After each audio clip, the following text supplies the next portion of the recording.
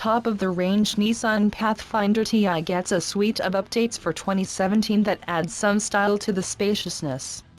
But is it the pick of the Pathfinder bunch? The Nissan Pathfinder's multi-generational history in Australia has been an inconsistent one, a journey over which more than 70,000 units have been sold. In the 1990s it was a refined answer to rough-and-tumble off-road rivals, while in the 2000s it morphed into a utilitarian 4x4 when its enemies had become soft monocoque crossovers.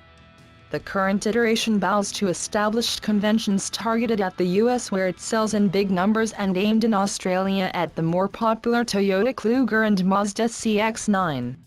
While never a paragon of style or efficiency, it has leveraged keen pricing and mountains of cabin space well enough, averaging about 5% market share over the past few years. Nissan launched the MY17 updated model a few months ago, bringing a number of changes to the table to compete with the aforementioned rivals in ways beyond the dotted line. Who is Nissan targeting? Families, of course, people too style conscious for a people mover minivan, who want ride height and do predominantly urban driving. So what has changed?